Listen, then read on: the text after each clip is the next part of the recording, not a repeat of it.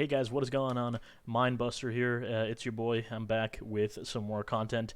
Today I have something very special for you guys. I actually got an exclusive interview with Tim Sevenhuysen. I'm not quite sure exactly how to pronounce that last name, so if I butchered that, I apologize. But with that being said, Tim is the founder of Oracle's Elixir. He is very far involved in the League of Legends scene. Some of you may have even seen him on the Evil Geniuses stream with Jacob Wolf and Overly May and Crumbs and a bunch of those guys. So with that being said, of course Tim is here to answer quite a few of my questions on scouting grounds. The players that got drafted out of it, on the academy scene, the amateur scene, and the changes to it, and also the LCS rosters and things like that. So please do, watch the interview, go through the entire thing, and hopefully you all enjoy it. Now, with that being said, if you're new to my channel, please leave a like and subscribe. And I will leave the link to all of Tim's socials in the description below as well. So please go ahead and follow him and show him some love and support as well. So thank you very much. Let's go ahead and get started with the interview. Transition. All right, so welcome, Tim, to the show. Of course, you are the founder of Oracle's Elixir. Now, with that being said, I will leave all of the links to Tim's socials and the website, of course, Oracle's Elixir, in my description below. Now, with that being said, Tim, you have quite a bit of insight into the league, and you know quite a bit about scouting grounds and the different LCS moves and things like that. So, one of my first questions to you was, of course, scouting grounds. We were talking initially about Niles and his move from scouting grounds into the LCS team Dignitas. So if you could go ahead and tell me a little bit about Niles and what's going on with that situation. Yeah, so I'd like to see some confirmed public information, I guess, to be really sure of what's happening there. But I think the main thing for me is if I'm somebody who wants to promote a player like Niles and put him in the LCS, you know, that seems a little hasty to me. I'm not sure if he's quite ready. I think it's fine if you're in an organization where you're willing to kind of take that time and have some kind of growing pains while he figures it out and while your team figures it out. But what's something that would be really important to me is having a veteran player alongside him, whether that player's an academy or whether they're kind of sharing time back and forth, but someone that he can learn from, kind of learn how to be a pro, learn how to understand these macro concepts in the top lane. It's macroing as a top laner is quite complicated. It's maybe the most complicated role for that kind of thing. So it's one that can take a lot of time to grow into. So whether that's somebody like Hanser, whether that's somebody like Solo, who's kind of been around and these guys are on the free agent market, whether it's someone like Zion Spartan, who had a really good year in academy and is, somewhat on the comeback trail, I would say. I think something like that, where you don't have to break the bank to have this veteran player, but it's somebody that Niles can learn from a lot. And that can push him a little bit, or maybe Niles can push them. Like if it was me, I'd probably be putting Niles in academy and trying to have him push his way into the lineup behind someone like a Solo or a Hanser. Oh yeah. But it also depends. Maybe they had to promise him the LCS spot to get him to sign with them in the first place, or whatever it's going to be, right? So Yeah. I think it's something that could work out. I think there are definitely going to be a few months of growing pains. I think it's going to be a bit of a challenge, and people should not get their expectations too high all at once. But I think if you give it enough time, Niles does look like the kind of player who can be an LCS starter for sure. You just don't think it's going to happen, in the first few weeks. Yeah, for sure. I feel like it's how do you say it? Niles is a really good player, but yeah, like you mentioned, I don't think he's ready for the LCS either. I feel like it's just a talent development thing, right? I mean, a lot of the Dignitas roster is not even set in stone yet. What is it? They're still looking for, I believe, jungle, AD carry, and support. I believe their bot lane's a little bit up in the air as well, so I'm not quite sure exactly what's going on with them, but is there any new information on that, or what's going on with that? Yeah, well, so if we're talking about Dignitas, they had re-signed Dardoch.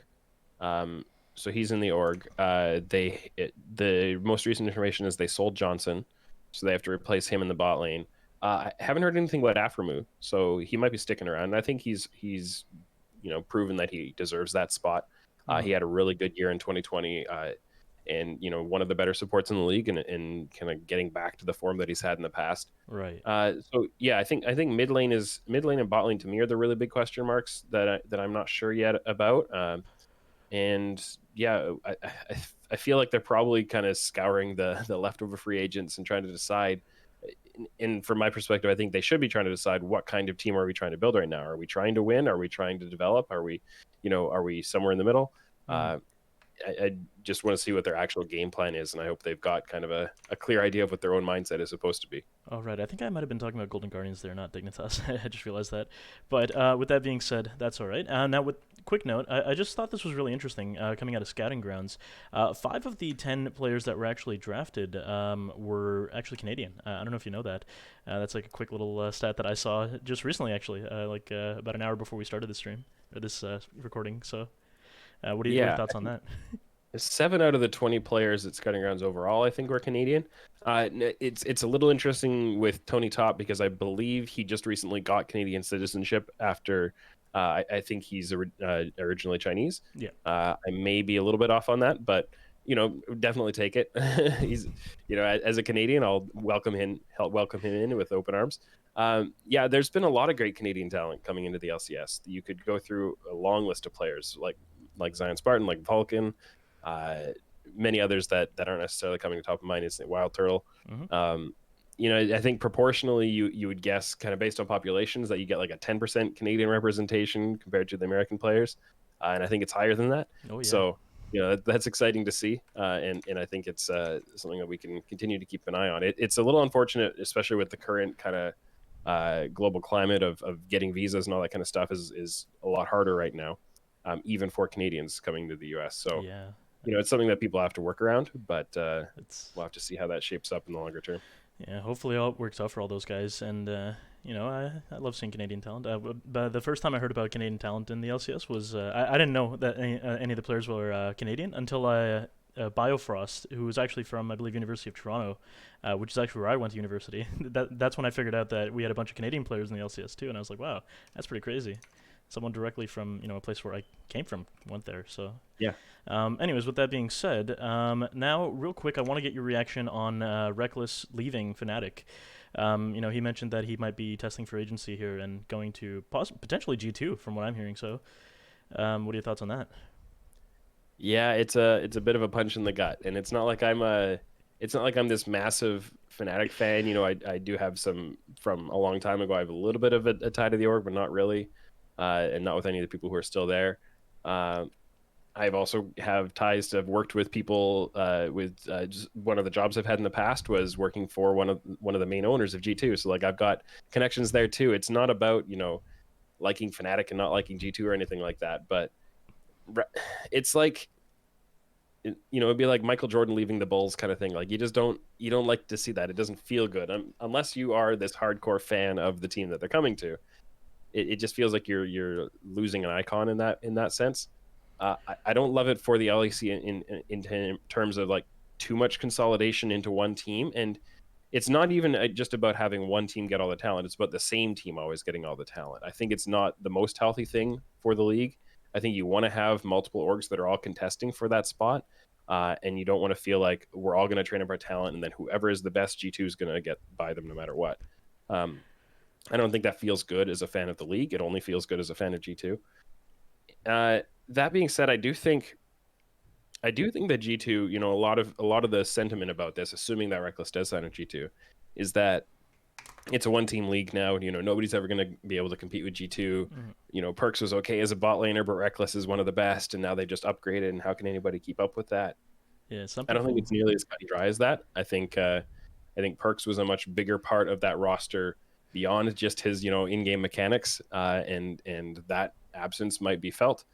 Maybe Rekkles slots in and it is an upgrade. Maybe something stylish doesn't quite work out and it's not an upgrade. And the other teams do still have a lot of talent, and if they find their right style and things look better for them, I do think that there still could be 2, 3, even 4 team league in terms of who has a chance of actually taking the title. We'll have to see what happens, but um, I gotta say, like emotionally, I don't like it. It doesn't feel good to me. But Rekkles is gonna make a choice that he feels is best for him. And if his goal is to try to win worlds, and he sees that this is his best chance to do it, then I understand that, and wish him luck with that, I guess. Yeah, so this was a rumor that I actually caught very early. In fact, I'm not sure if you remember, but you were doing a stream a little while ago, and I was actually in your chat. I mentioned that this might actually be happening, and at the time, everybody was just like, "Nope, no way, not happening." and somehow it did. And that's what surprised me when that first tweet that I saw came out that confirmed that he was going to be testing for agency. I was like, no way, that this can't be real. Like, you Yeah, can't. This I would liken this to KD leaving for Golden State. You know what I mean? Like, if he actually yeah, joins G2, that is. So this would be honestly the most direct comparison that I can ever do. The sure. team that you're losing to, you join them to win for the next 3 years or whatever, right? So that's what I liken that to. But anyways, moving on from that, then let's get on down to your take on the top three LCS rosters going into the next season. Yeah, and this question just gets more complicated by the day. Oh yeah. So the top two, I don't think anybody's going to contest the top two are pick your own order of Cloud9 and Team Liquid, right? C9TL, yeah. It's those two, and you decide which one you think is going to be better, and you're going to have to speculate a little bit. Mm-hmm. I personally lean towards Cloud9 right now. That may change over the course of the offseason as I think about it more. The third team is, I thought I had a pretty clear answer, and then the report came out the other day about TSM's potential deal for Sword Art might be falling through because of taxation issues and contracting issues, which means that TSM isn't willing to follow through on the trade they'd committed to with Evil Geniuses, getting Huni and giving up Lost, because apparently Doublelift doesn't want to play unless there's a superstar import support for him to play with. And if they aren't going to be able to get Sword Art, then they don't know if they can get somebody else, and all this kind of stuff. Like this massive load of drama. So with if all of those moves had gone through, I think even without those moves going through, people are kind of probably going to be tossing between TSM, Evil Geniuses, and 100 Thieves. If those moves don't go through, then I just don't know what EG is going to look like, and I don't know what TSM is going to look like, and so it becomes pretty easy to slot 100 Thieves in there.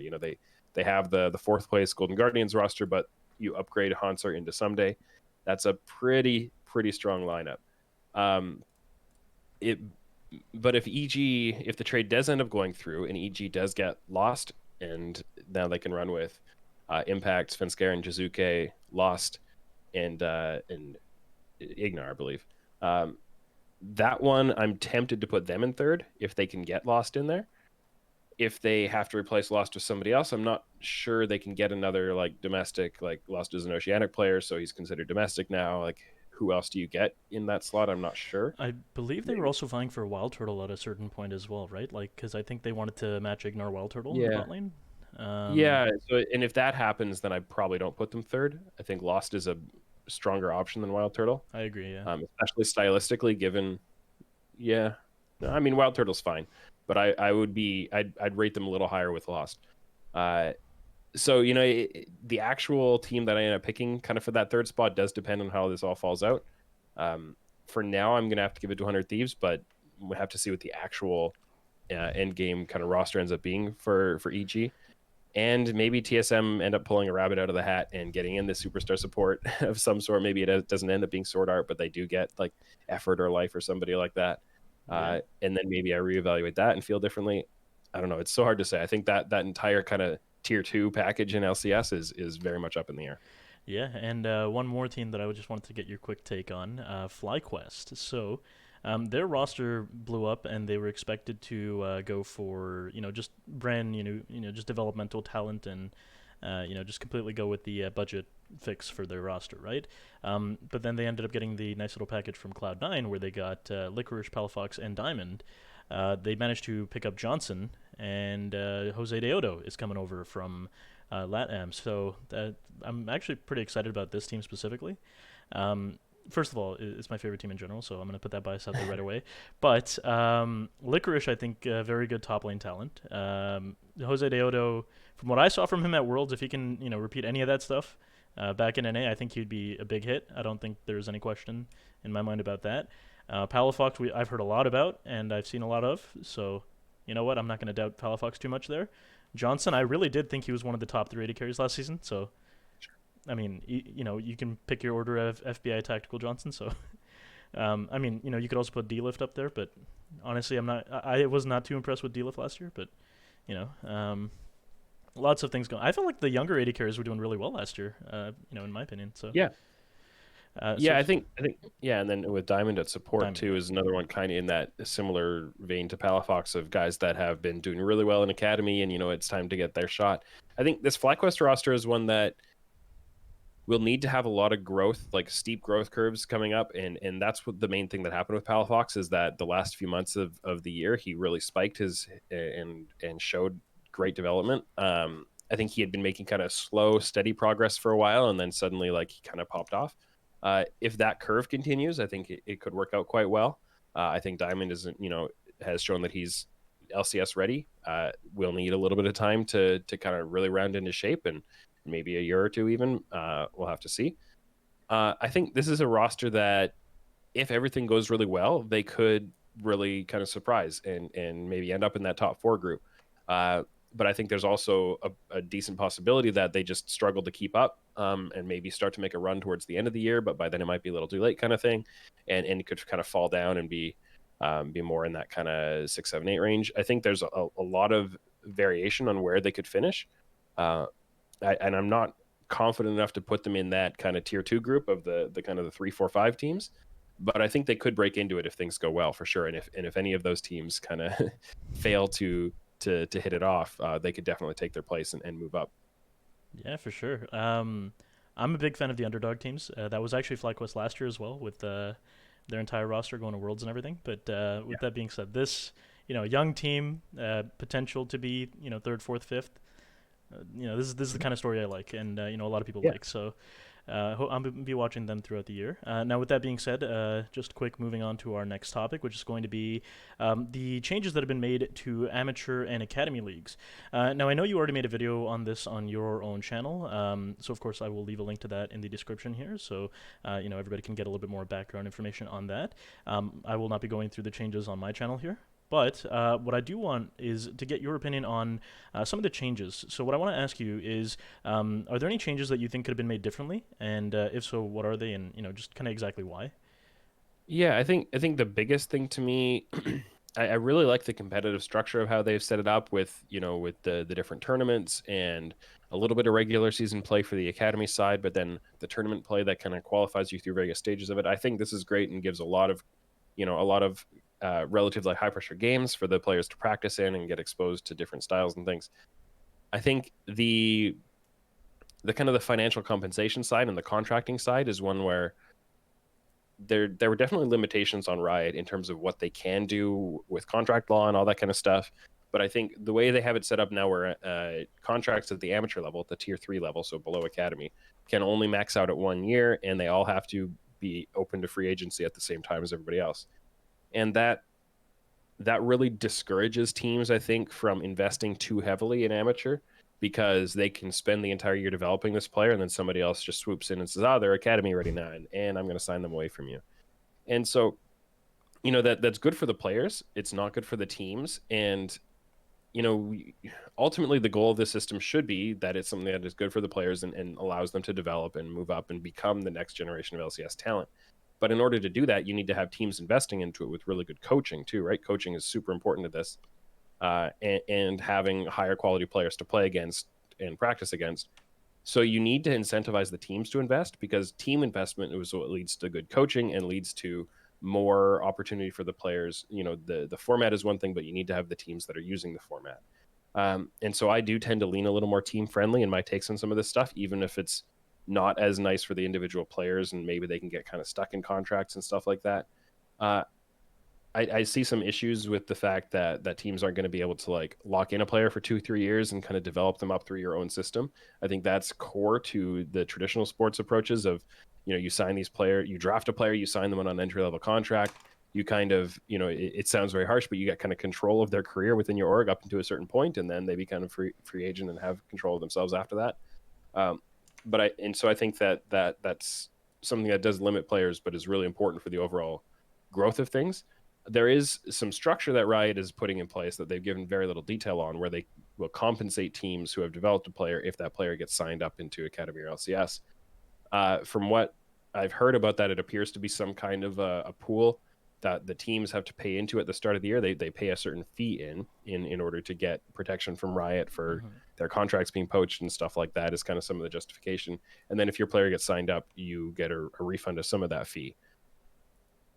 I mean, I'm not I don't really like that idea, to be honest. I think that idea, there could be a much better system, because if that is enough money to make it worthwhile, like you got to be at least getting like $25,000 bare minimum for a player to justify the kind of investment you should be making into them. And so if you're having to pay in, say 20,000 per player for 5 players, if you're having to spend $100,000 to buy in to play this season, no, a team will never run that way. Suddenly your entire budget, or a huge chunk of your budget is gone just from that, and you're just hoping to get some of it back. So the numbers have to be way smaller for that in order for that program to even make any sense, which means that the compensation for selling a player or having a player kind of signed away from you is going to be really small. I just can't see a way that it makes sense and actually incentivizes amateur orgs to exist, or rather to invest, or that it really incentivizes the LCS orgs to go in. So I think the only reason that LCS orgs will really be building these tier 3 teams is because they think that they can find players better that way and find them sooner, and then do what 100 Thieves Next did, which is promote players like Tenacity and Kenvi, who were the cream of their kind of tier 3 crop. And before the contract, or before the kind of the trading deadlines came in at the end of summer, they promoted those guys to academy. Now they can put them on contracts that last during an off season and retain control of them that way. And I think that's the only way that it actually will make sense, is LCS orgs doing that. And we'll have to see which ones actually do it and how many of them kind of commit into the scene. So overall, I do applaud Riot for putting most of these changes in place. I think it's a big step forward, but there are definitely some issues in it where it's not going to do everything they hope it will yet. And they're going to need to keep trying to address that. Yeah, for sure. Because one of the major kind of criticisms of the North American scene has always been that we don't have much of an amateur scene, and then the pro players refuse to play against amateur players. There's like a whole report on that, and there's a bunch of things that we were hearing, especially coming out of Worlds, actually, even this year, as reasons why NA is not going to be able to move up in the League of Legends scene. And do you think this actually addresses any of that concern? Do you think going into the future that this new change to the amateur scene will allow for more talent to flourish? I think it's going to help. I think like I said, there's more that needs to be done for it to really kind of help on the same level that I think they're aspiring to. But I think it'll help. I think my take on talent development and stuff like that, it has a lot less to do with player base size and stuff like that. I think ping is definitely an issue, but when you're talking about talent development, really the point is to find the 50 or 100 best possible available players and then develop them. And most of the development happens once you've kind of picked those players and started coaching them. So if your top 100 amateur players are not as good as the top 100 amateur players in Europe, that is going to be a setback. But if your training methods are just as good, then those top 100 will achieve fairly similarly, even no matter how many players are below that top 100.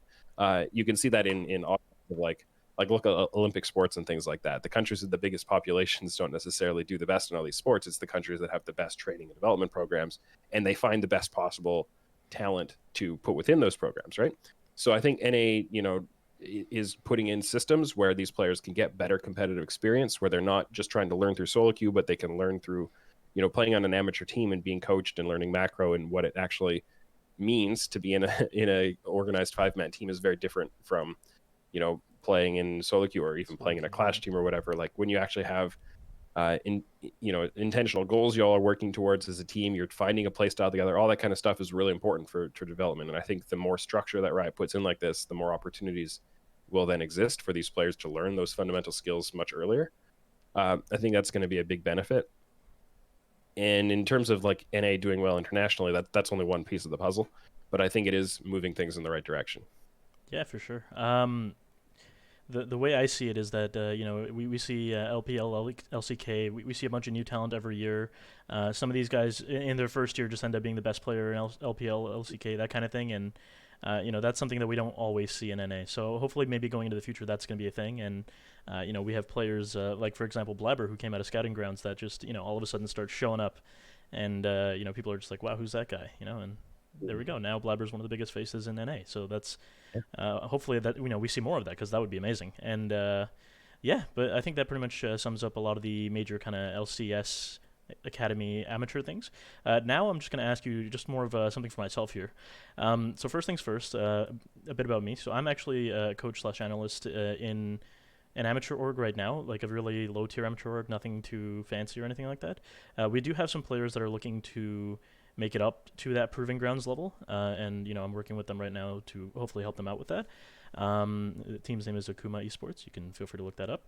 Now, with that being said, my question to you is twofold. So, first of all, as a coach or analyst myself here, trying to make my way into the scene, how would you recommend that I do so? Like, how would you recommend that I make connections or make my name known?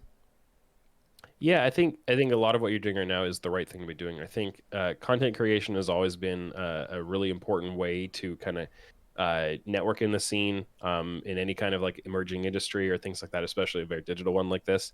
I think that when you kind of are putting yourself out there and providing some kind of a service or some kind of a product or some kind of content that does something for people, and then they kind of engage with that and they see the value in that, and that can encourage a lot of, whether it's just name recognition, whether it's actual kind of engagement and relationships forming, those kinds of things. I think that's a really good place to start with that. I think engaging with the community that you want to be a deeper part of in social media and other things like that, on whether it's on Reddit or on Twitter or other places, that's a good way. People see your name out there a little more often, and if you're bringing value that they can recognize, then it just kind of increments up from there. I think those are really the main ways, and it's really all about trying to identify a need that you can help fill, and just filling that, and then yes, honestly, you have to get a little lucky sometimes too, that you just come in front of the right person at the right time, and kind of get some people to help kind of maybe boost you forward a little bit. Very early on when I was starting doing any League of Legends stuff, the stats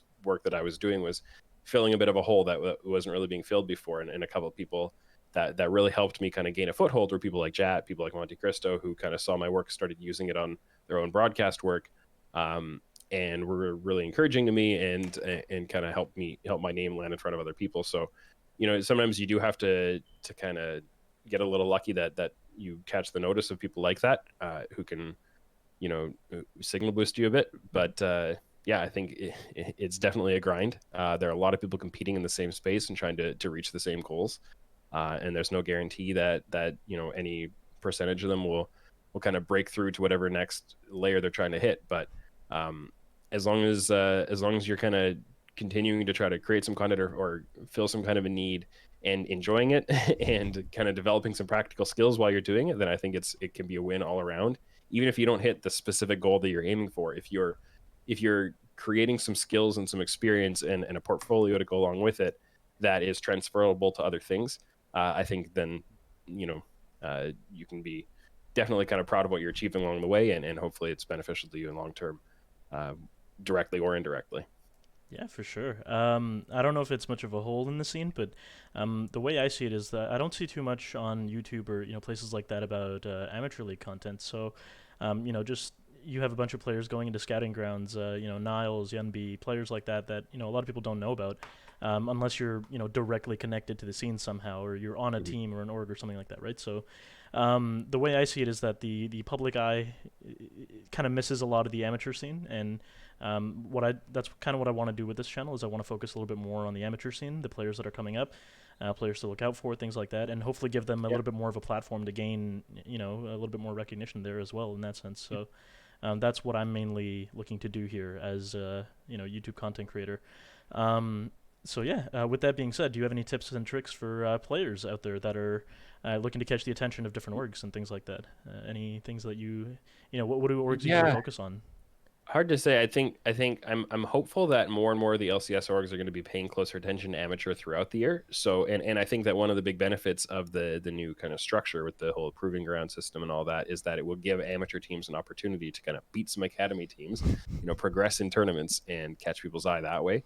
And I also just think continuing to grind solo queue and ending up high in the ladder, like it's almost a little surprising to me how often I will get coaches who will say, yeah, this person was, hit rank 1 or hit rank 5 or whatever.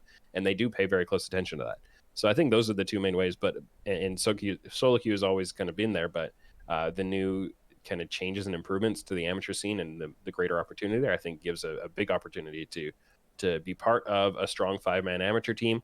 Uh, just win. Winning is the main thing that gets people to notice you, right? So I think that's a chance for these players to kind of prove they've got more to show, and that it's not just an individual skill set thing, but also something they can do in an organized environment. Alrighty, perfect. Thank you very much, Tim, for being here.